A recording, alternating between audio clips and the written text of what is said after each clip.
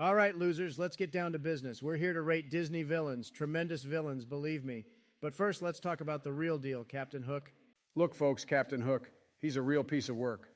Always after that Peter Pan kid with his hook and his silly mustache. It's not right, folks. Not right at all. Well, Joe, I have to agree with you on that one. Captain Hook is definitely a classic Disney villain, but you know what's funny? He's a grown man who's afraid of a kid. Yeah, well, that kid has got a bigger following than you, Barack. Tremendous following, but I digress. Captain Hook, he's got style, folks. That coat, that hat, it's like he's auditioning for Hugo Boss. Look, folks, I don't know about you, but I think Captain Hook is a bit overrated. I mean, can't he just let Peter Pan go? It's not like he's going to beat him anyway, folks.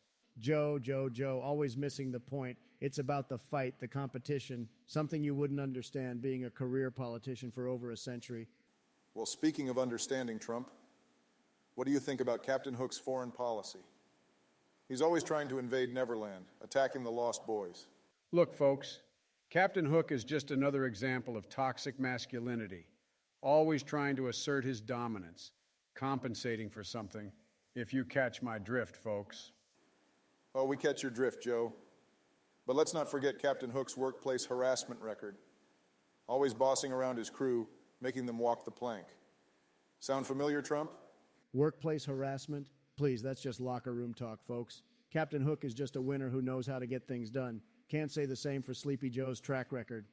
Look, folks, I may be sleepy, but at least I'm not a narcissistic blowhard with a fake tan.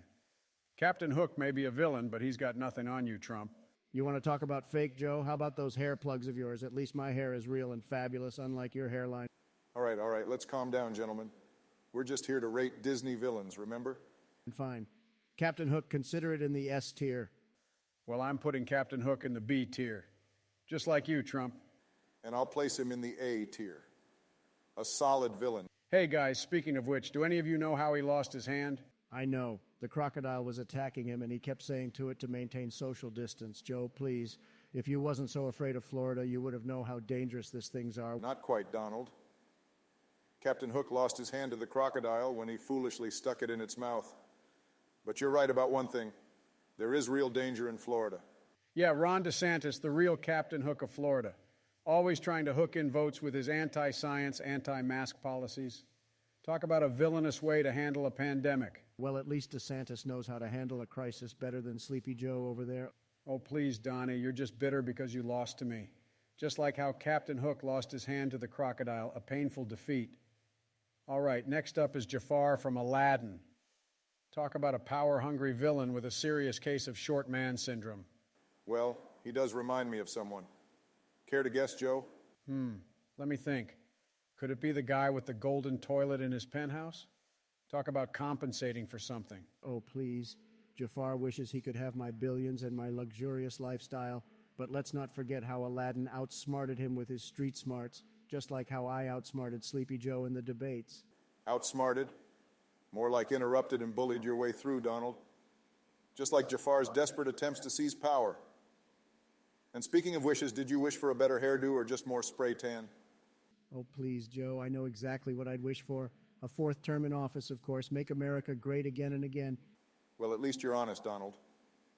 But let's not forget, Jafar's first wish was to become the most powerful sorcerer in the world. Reminds me of someone who can't get over losing an election. Yeah, Donald, we know how much you love power.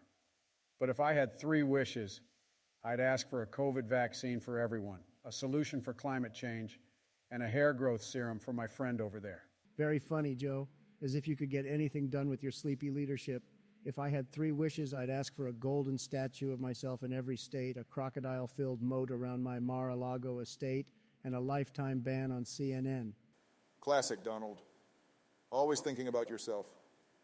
But if I had 3 wishes, I'd ask for universal health care, education for all, and an end to systemic racism. Unlike some people who only care about their own image. Absolutely, Barack. It's all about building a better future for everyone, not just the elite few.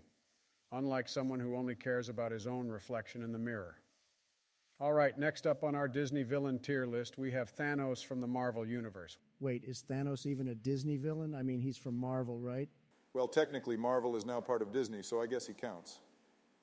But seriously, Thanos is like the ultimate embodiment of an egotistical, power-hungry tyrant. I bet he'd wish for a whole universe to bow down to him, just like someone we all know. Well, Donald, you've always had a thing for autocrats and dictators, so I wouldn't be surprised if you wanted to team up with Thanos and make the entire world kneel before you. You wish, Joe. But hey, Thanos did have a point about overpopulation. Maybe he'd wish for a magic snap that could make all the immigrants disappear from your precious border, Joe.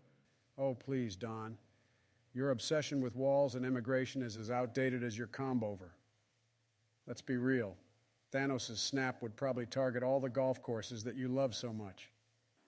Well, at least we can all agree that Thanos' methods were flawed. Just like some politicians' approach to solving real-world problems with simplistic and destructive solutions. Flawed, huh? Just like your presidency, Barack. Well, at least I didn't need to rely on spray tan and fake news to win an election, Donald. Well, if I had those stones, I could make America great again in a snap. Build a wall so high, even the Avengers couldn't get over it. Oh, here we go again with the wall. Don, you never cease to amaze me with your obsession. But speaking of the Infinity Stones, let's talk about what we would do with them. Well, if I had the Infinity Stones, I would use them to heal the planet and reverse the damage caused by climate change. I'd use the Infinity Stones to undo all your so-called achievements and put America back on the right track. Oh, come on, Donald. Your narrow-minded approach is so last century.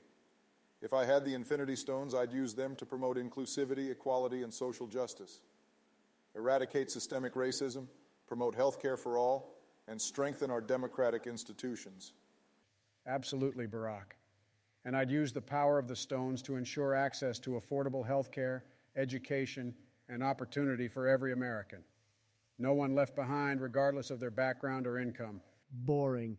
With the Infinity Stones, I could erase all those fake news stories about me and make sure I stay in power forever. No more pesky investigations, just a smooth ride to world domination. World domination? That's rich, Donald.